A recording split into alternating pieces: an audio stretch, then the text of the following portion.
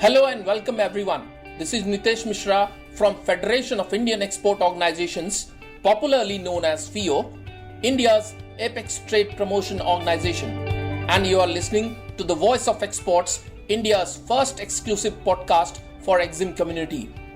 On this podcast, we bring top performers from the sector who not only inspire but also reinvigorate among you to become one of them. A very warm welcome to you all in this another episode of Voice of Exports, a podcast initiative of FIO for our member exporters. Today we have in our program Mr. Pratik Jadhav, who is owner of Exim International, which is into semi-husked coconuts, fresh produce and spices. Mr. Jadhav, a very warm welcome to you all. Please introduce your company and how it started. Okay, thank you so much for giving me an opportunity to speak on this platform. Myself, Pratik Jadhav, I started Exim International back in 2022. So the idea was very personal to me because I was always bothered about the high India's trade deficit. So since I was born, I could see that, imports always exceeds exports in our country. So I always wanted to represent India in some or the other form. But then I realized that I can do this through the business also. And what Okay. better way than exporting the country's good to the other countries. Great. So this is how the vision of Exim International started. So, Okay. Talking about your company and the challenges which you have faced during exports, could you please elaborate on that, Mr. Jadhav? yeah, sure. The challenges were massive. See, export is not just about sending products abroad. It's about understanding the various documentation, policy, tariffs, logistics, and the current legal infrastructure. So when you see every step is a system in itself. So if I take about the letter of credit, which is very important in our process, it itself is a system. So as a small entrepreneur, I was very much confused about overwhelming processes of the export documentation. So to be honest, I don't have any regret in saying that my first two export orders, which I started in 2022, got me a loss of about 45 lakhs rupees. So basically, I was scammed by the Dubai-based importers. So that hit me really very hard, not just financially, but mentally too. So as a newcomer, as a first generation entrepreneur, when you face loss in your first trade itself, it's a big setback. It's a big setback. So I felt like people didn't care how much effort or honesty you pour into your building your business. And the another challenge which I saw, especially in MSMEs, that we are still using outdated methods. So you see, there is no integration of automation, CRMs, or AI by a small scale exporter. Okay. Exporting something to the another country. So exporting something to another country should be as simple as placing an Amazon order. But that was not the case. That is not the current case scenario. So there are various layers of inefficiency that needs to be fixed in order for us to scale as a country. So I guess so pretty much honesty and persistence is your key in this export journey. Okay, Mr. Jadhav, you have talked and said in your revelation that you are into a business of semi-husked coconuts, fresh Yeah. produce, and spices. So, what are these products all about, and which all countries you are exporting to? So basically, we started with agriculture products. The reason being is very simple that it's comparatively very easy to export agriculture products like semi-husk coconuts, spices, and fresh fruits and vegetables rather than any static thing. So that's the reason I decided that I want to go with the semi-husk coconuts as an agriculture produce. And the market of Dubai is very much welcoming towards the agriculture produce of India. So the Middle East is the country where I focused more at the start. But that was one of the lessons which I learned that you have to study your market really, really very well before sending the export order because since I told you, Dubai has a lot of discrepancies in their processes. That's the reason I faced a lot of losses over there. The people are getting scammed because of the improper export structure in Dubai. So then I decided to take a step back, study all my products again, like whether the semi-husk coconut is really needed in that country or not, whether the spices are required or not, which particular buyer persona is required in order to sell those products. So according to my studies and research, I zeroed down upon the Southeast Asian countries like Malaysia, Indonesia, Singapore, and the Middle East countries, mostly focusing on Dubai, Oman, and Kuwait. So these are the places where agriculture produce from India is much more required. And to give you a small example, like Dubai has a lot of South Indian population. You must be aware of this fact, right? Yeah. Yeah. So because and every South Indian people in Dubai, they definitely require a coconut curry in their regular food preparation. So there is a lot of demand from household as well as suppliers and distributors of semi-husk coconuts from the Middle East countries and the countries where our Indian diaspora are much available. So that's the Mr. basic Jadhav, I reason would that I like to decided stop to you choose here. it. Mr. Jadhav, I would like to stop you here. I just want to know that you just said that it is easier to export agri products or processed food products. Why do you say that? See, when I started with this product, the process was pretty much simpler rather than any complex structure I needed. So, if you talk about the product specification, right, every importer from any other country asks for a specifications about that product. So, when you give them a product specifications of agriculture products, it is much more simpler than the complex technicalities of the other products. So if I tell you that they ask you for a shelf life of the agriculture product, since it's a perishable, that's a risk. I definitely agree with the fact that sending agriculture products has its risk as it's a perishable product. But then Besides sourcing, perishable product, Mr. Jadhav, I would like to bring to your notice that you have lot of things which needs to be done as with regard to getting license or certification on phyto and phytosanitary measures. yes, yes, You have certification from FDA, you have certification from FSSAI. yes, yes, yes, Why do you say that it is easier to? Because there are lot many yes, certification which yes. needs to be done. Yeah. So as I said before, that the challenges which I faced was in the earlier phase of my journey. So at that point of time, all this was very overwhelming. FSSI license, phytosanitary certificate. Then you have to take the RCMC of particular products. Now, since coconut has a separate RCMC, so you have to do that. Then there are legal documentations. These are the things which can make a new exporter very much overwhelming. But when you start the journey, when you understand the process, this entire structure becomes much more easier with the help of CHA.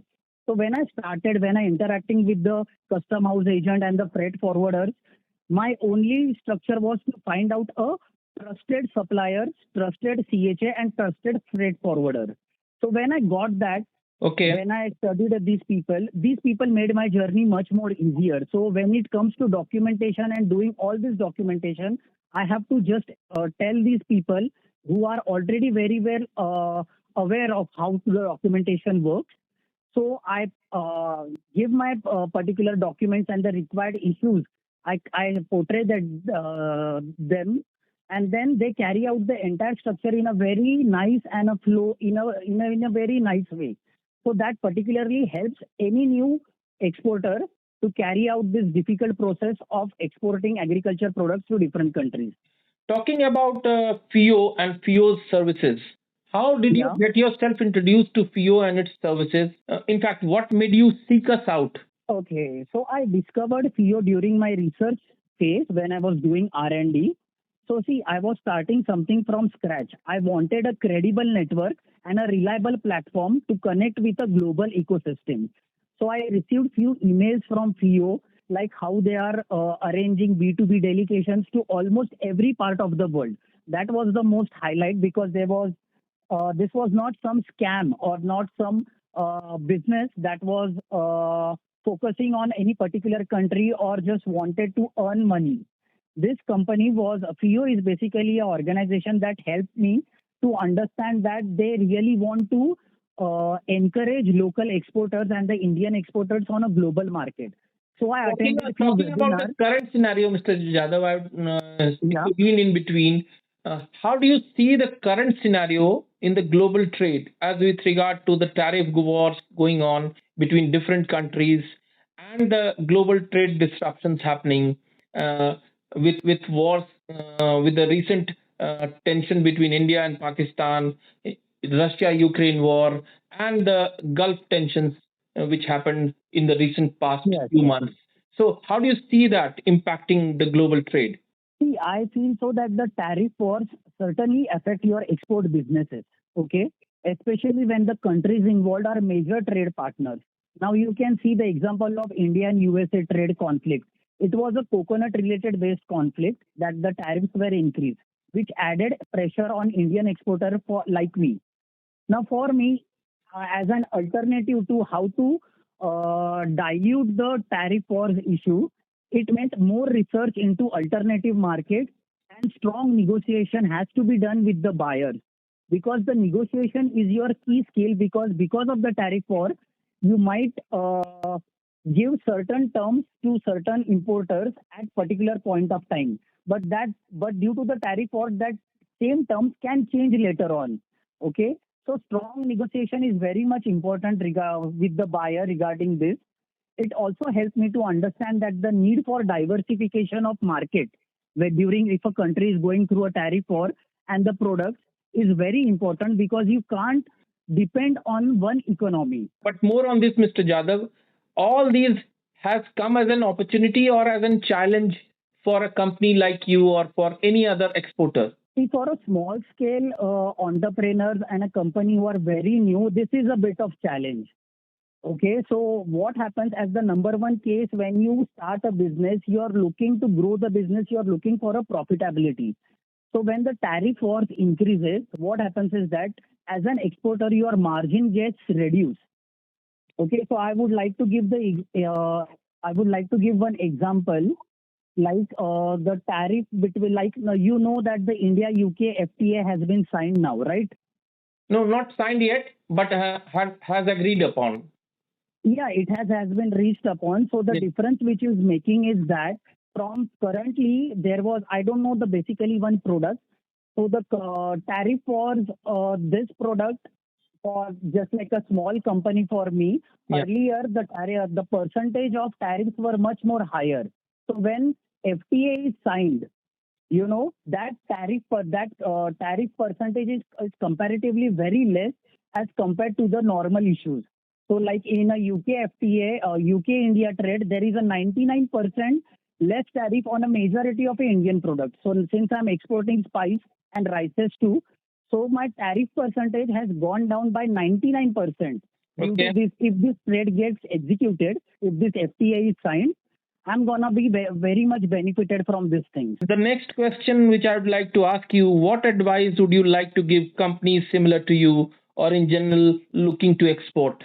So, according to my experience, firstly, don't be scared. Don't be overwhelmed by the complexity of the system. Okay, we always used to think how this will happen, who will help me. I am a no voice, I have no knowledge about experts. But once you start, the main thing is you need to start irrespective of anything. And once you start, the path becomes clearer. Second advice would be keep learning. R&D and patience are your biggest tool in export industry. Focus on more practical experience than the theoretical one. I started as a solo. I did everything myself for 2 years. Only now I have a small team for digital marketing and the rest is mostly outsourced. So, if I can do this as a solo entrepreneur, starting with having no knowledge about the export, even you can do this by R&D, patience, and strong persistence. Also, you need to make use of a various government platforms, policies, organizations such as FIO, who can help you to understand the process, who can help you to have a visibility in a global market. India definitely counts on exporter more, and there is a lot of support from government. As you know, there are various facilities, policies which encourages exporters. But this happens only if you seek for it, only if you go after it. So that would be my advice. Just don't do over analysis. Don't go for paralysis by analysis. Just start, and the path will become much clearer as you focus on the journey ahead. Okay, what were your key experiences and what are your key experiences or key learnings during your journey of exports which you'd like to share with all our member exporters? So the number one thing I definitely feel is the patience. Patience is your power. See, export is not a marathon. It is not a sprint. Every process, whether it's documentation or buyer acquisition, takes time. It's not like today we have started a business and tomorrow we are getting an order. It will take a lot of time. So the patience is a power. Second thing I learned is that system of an organization will save you. Such as if you have a SOPs ready, you have updated policies, you have people for handling your GST account, making invoices, you have people who check your certificates, the expiration date, one for the sales, one for marketing. That will keep you ahead of 90% of your competition because because the 90% population is not doing this. And the last thing, as a personal experience, export has transformed me. It makes you a global citizen. It improves your personality. The discipline you build while handling an international client are very much different than what you handle clients in India. So there is a change in attitude, there is a change in mindset which the export industry gives you. Thank you, Mr. Jadhav, for being so candid and open in your approach during the interview. Uh, I think that this open approach of yours would be a key learning for all budding new entrepreneurs and exporters to be in the field of exports. Thank you. Yeah, sure. It's my pleasure. Voice of Exports podcast by FIO aims to provide important information and views on foreign trade, especially on exports, which will help both Indian exporters and importers. Any statements made by an exporter, importer, or an importing company in this podcast as guests reflect the views and opinions of that individual or the company. This podcast does not constitute an endorsement by the FIO of the individual or the company, his or her or its employer or affiliated entity. The specific information or views provided, resources mentioned, or products or services endorsed or offered by that individual or the company, his or her or its employer or affiliated entity. FIO assumes no responsibility for the accuracy, completeness, or timelines of the information provided by the guest or the company in this podcast, or for the decisions made and reliance on any information provided by the guest or the company in this podcast. We thank you for listening to this episode of Voice of Exports podcast service brought to you by the FIO. For more information on how you can start exporting, please visit our website www.fio.org.